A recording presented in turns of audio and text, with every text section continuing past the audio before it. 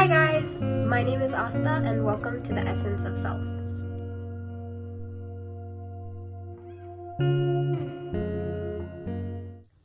Hi guys, so this is officially my first video of 2020, so welcome and Happy New Year. So one quick update I want to make about my Tuesday talks is, at first I thought that there should be weekly talks, so I'll post one every Tuesday. Clearly, as you guys know, that did not happen. So what I'm gonna do is I'll post them on Tuesdays, but I'm not sure if it'll be a fixed schedule, like it'll be every week or twice every month, once every month.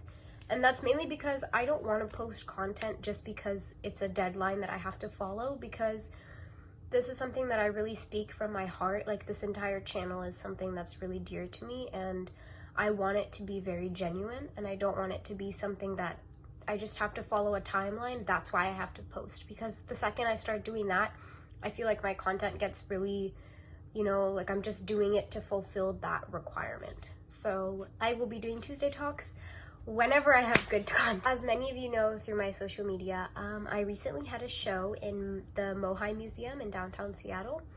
It's the Museum of Art and Industry, and we were invited to perform for an event they were having, which is called Celebration of South Asian Resilience, which is basically how the South Asian community has overcame barriers, whether it be physical barriers or mental barriers in our community. And especially relating to immigrants that have moved here. So our section, I am part of a nonprofit group called SCARF, which is Socially Conscious Artists Foundation, and it's run by my guru Joyce Paul. And we did our section about mental health, especially in the South Asian community, because mental health isn't very well recognized and shown in the South Asian community, especially with Desi parents. We're expected to just, like cover it up, or, oh, she's just having a bad day, like it's no big deal. And we showed the different colors of depression and how depression can take over a person. And it's not all at once, it happens in different modes and in different time periods. And after that show, that really got me thinking about how important mental health is, and especially in our community as Indians, as South Asians as a whole. It is so important that we start talking about these things, because I know most of you guys can't talk about it with your parents, and it's so entrapping when you feel like you can't even talk to your own parents about problems that you're having because you feel like they won't be validated. Which brings me to this week's topic, which is all about validation, and specifically about social validation. So, how many of you that are watching this right now have ever posted about something happy or texted somebody that you were doing great when you actually weren't? How many of you texted somebody and pretended to be sad so that you would get attention? Or how many of you posted on your Snapchat stories or any kind of social media form that you weren't doing so hot so that people would slide up and ask you what was wrong?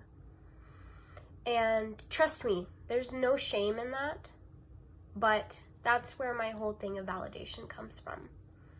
We're all stuck in this social media world where we all feel like we need to put something out to the world to validate who we are. I have to post a picture of me being happy for it to be legitimate.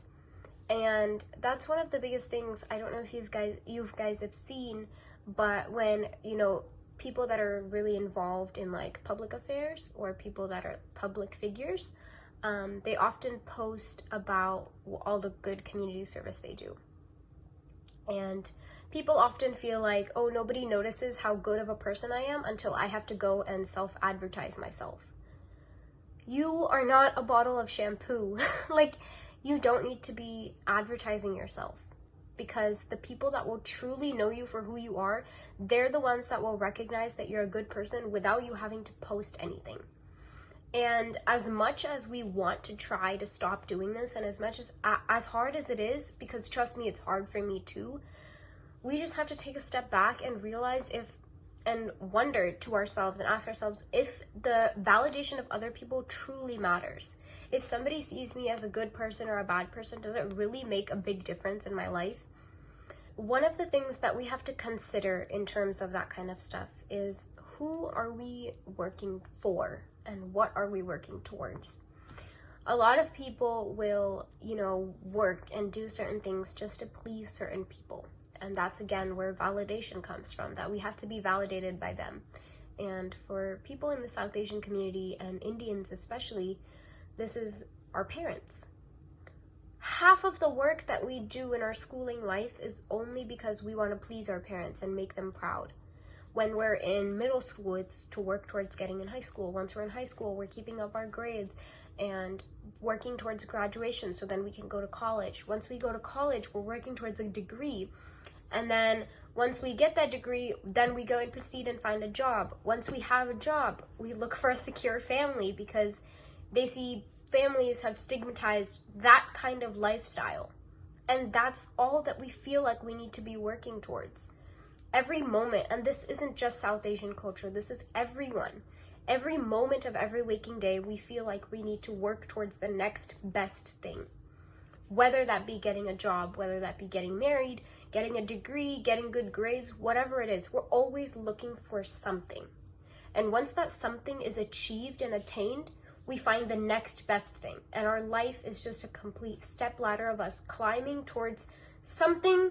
We don't know what it is, but it's something. It's there. And that brings me to my point. Number one, you don't need to prove to anybody what step of that ladder you're on. You could be on the first bar, or so close to the top, or somewhere in the middle, and nobody will care. Because at the end of the day, you're climbing your own ladder. If you keep looking at somebody else's ladder, guess what's going to happen to yours? You're going to fall. You're going to lose your balance. That's the same with cars when you guys are driving and you have your own GPS. If you follow somebody else's GPS, you're only going to end up in the wrong destination. Not everybody has the same path. And not everybody's going to appreciate all the work that you do. They don't care about what step of the ladder you're on. And validation will only keep you striving for that next best thing, which isn't really there. So, when you guys think about the stuff that you want to be achieving, the things that you want to work for, the people that you want to work for, make sure that you don't just make your entire life about them. You don't make your entire life about finding that degree, finding that job, because what happens after? What happens when you get everything that you want? You're still going to want more. It's just how humans work. We're always striving towards the next best thing. Humans like conflict because it keeps us motivated. And, sometimes conflict is a good thing because it can show us new levels of ourselves that we didn't notice before.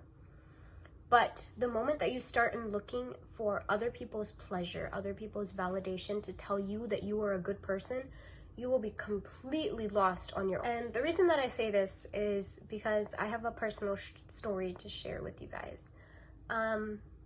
When I was going through my low period, I know I say that a lot, but I don't exactly describe what it is. So I'm going to describe that now. Low period meaning I just didn't care anymore. I couldn't have the energy to wake up in the morning or go to school, do well on my grades, eat anything. I don't know what happened. And frankly, I stopped caring about anything for a really long time. And it didn't matter how many people I had in my life. It didn't matter how many people loved me. I had no confidence left in myself that I could do anything. And neither did I want to. And then I went to the doctor one day for one of those physician checkups. And the doctor asked me how I was feeling mentally because they have some checklist that we have to fill out. And based on my results in that checklist, she told my mom to leave the room and she talked to me separately. And in that doctor's office, she had diagnosed me with depression. And after she diagnosed me, she made me fill out a form about suicide and self-harm. which asked me, like, have you ever thought about harming yourself? And I put no, because my level of mental lowness hadn't gotten to that severe point yet. And to be honest, I had been thinking that I didn't have depression. I felt like something else was wrong. It wasn't depression. But sitting in that doctor's office and the lady handing me all these forms and all this paperwork about how I'm supposed to feel, and she explained what depression is to me. And at that time, that was the only thing that felt right. And after that, my mental health obviously got lower because I just convinced myself that I was depressed. I was prescribed antidepressants, but I didn't end up taking them.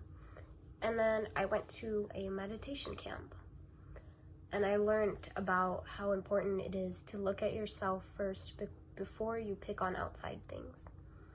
And in that meditation camp, I learned about what my feelings actually were. And ever since then, I have looked at things from a completely different lens. And anything that I do, I think before I act my feelings on it, before I validate myself or put my feelings into a specific jar. And I know this is so hard for people because we just go with the first thing that we know how to explain. And depression and mental health is not something that's so easily explainable. And it's definitely not something that you can describe on one sheet of paper through a questionnaire that your doctor gave you.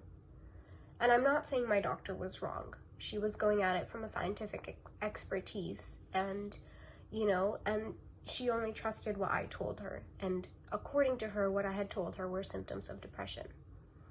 But no one else can feel the way that you feel, and no one else can understand your feelings until you learn about them. You have to take the time to evaluate your feelings. And this doesn't mean just saying, oh, I'm sad, or oh, I'm happy. That's when we put our feelings into jars. That's what I mean by compartmentalizing your feelings. Instead of doing that, think about the feeling. For example, if you have the feeling of sadness. Sadness is a very vague word to describe how you feel. Why is it that you feel sad? When do you think it started? What triggers that sadness? What makes you go away from it? What makes you happy again? Once we evaluate each and every feeling, we learn to stop validating everybody else's, and we learn to stop comparing ourselves to feelings that are very materialistic. And I know this is a really heavy topic and kind of harsh, but I really needed to hear it for myself, and I think a lot of people do need to hear it. So yeah, I really hope that you guys take something out of this, even if it's, a tiny thing. But I really hope this does help you, or at least gets you thinking. So thank you for watching, and I will see you when I post. Bye, guys. Thank you.